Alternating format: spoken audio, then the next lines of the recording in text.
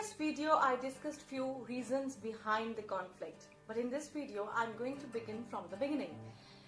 Let's understand what is conflict. Conflict होता क्या है और होता क्यों है? The opposition of incompatible needs and principles. इसका क्या मतलब है? देखिए होता क्या है कि जब दो पक्ष हैं, a husband and a wife, or a male or a female, दोनों की अलग अलग जरूरतें और अलग अलग उसूल जिनको वो फॉलो करते हैं, ऐसे में दोनों के बीच में एक कॉन्फ्लिक्ट पैदा होने लगता है क्योंकि दोनों अपने अपने बिलीफ सिस्टम को लेकर चलते हैं और एक दूसरे के बिलीफ सिस्टम को एक्सेप्ट करने में उन्हें थोड़ी समस्या होती है, थोड़ी प्रॉब्लम होती है। देखा जाए तो तीन तरह के कॉन्फ्लिक्ट जो हैं लोगों को फेस करने पड़ते हैं। तीन तरह के जो डायलेमास हैं कॉन्फ्लिक्ट में से रेज होते हैं। Number 1 is individual versus collective interest. Number 2 is women's rights versus men's right. Number 3 is mine versus yours. एक एक करके तीनों को समझते हैं। इंडिविजुअल वर्सेस कलेक्टिव इंटरेस्ट का मतलब ये है कि if you are a couple, individual, मैं क्या चाहती हूँ, मैं क्या चाहता हूँ, मेरा ये इंटरेस्ट है, मेरे ये गोल्स हैं, and versus as a couple one identity, you consider, अपने आप को दोनों आप लोग मिलाकर एक आइडेंटिटी अपने आप को कंसीडर करते हैं और एज अ कपल आपके गोल्स क्या होने चाहिए, एज अ कपल आपके इंटरेस्ट क्या होने चाहिए। तो ये क्लैश देखने को हमको मिलता है।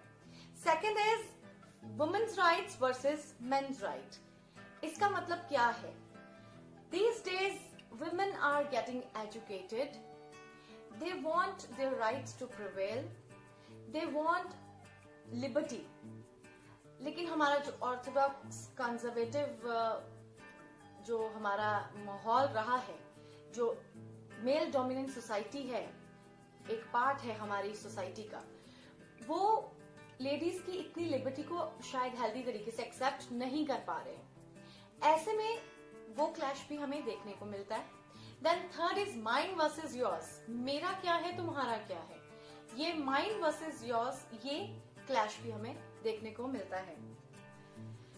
The general reasons behind the conflicts are number 1 mindsets, number 2 lack of compatibility, number 3 lack of compassion, number 4 unrealistic expectations. और भी है लेकिन इस वीडियो में मैं अभी सिर्फ 4 पॉइंट्स ही डिस्कस करूंगी। Let's begin with mindsets. Generally 3 types of mindsets देखने को मिलते हैं। Number 1 traditional Orthodox. Traditional Orthodox mindset वो है जहां पे आप कहते हैं मेरी चाची ऐसा करती थी, मेरी मम्मी ऐसा करती थी, मेरी दादी भी ऐसा करती थी, तो वही रिचुअल आपको भी फॉलो करना है। या एक वुमन कहती है हमारी फैमिली में मेरे फादर फिगर ऐसे हैं, मेरे भाई ऐसे हैं, मेरे हस्बैंड को भी ऐसा होना चाहिए। सो वो एक ऑर्थोडॉक्स कंजर्वेटिव जो माइंडसेट है उससे आप बाहर ही नहीं निकल पा रहे हो। Then that becomes the particular reason for the conflict. Second is modern mindset, where we can see the equality between both the genders. Women and men, they are getting educated, they are liberal, they understand each other, or they try to understand each other. They want liberty in their life and freedom.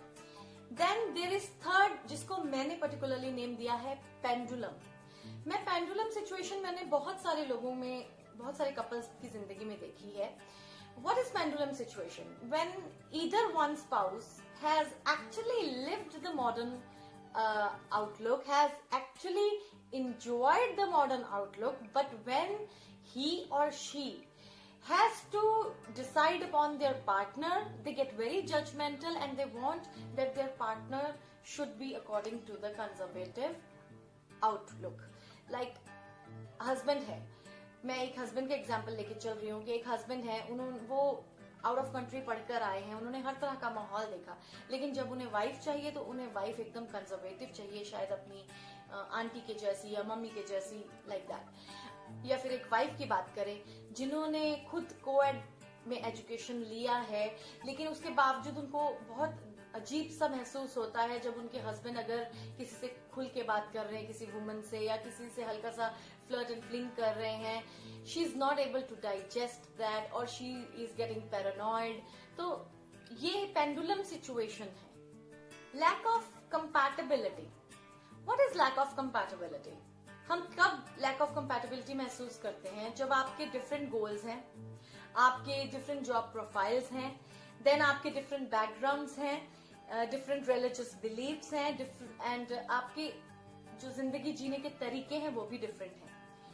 ऐसे में आप कहती हो मेरा partner मेरे जैसा नहीं है। मैं आपको बता दूं, no people in this world on this planet are alike. Everybody is different from everybody. We have to create our own adjustment patterns, to settle down, to love each other, to like each other and to live life. लेकिन होता क्या है that we try to be judgmental. हम सोचते हैं सामने वाला हमारे मापदंड के अकॉर्डिंग हो। ऐसा नहीं होता है। At that time you face lack of compatibility. Third point is lack of compassion. What is lack of compassion? When your own sufferings, your goals, your dreams get more important than your partner's. Supposedly a couple is fighting, they are arguing, there is heat of arguments. At that time, either one of them is not ready to listen. He or she wants to justify his or her point.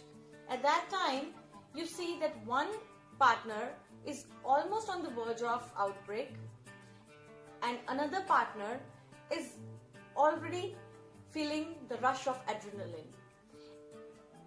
एक सुनने को तैयार नहीं, दूसरा almost रोने की कगार पर है।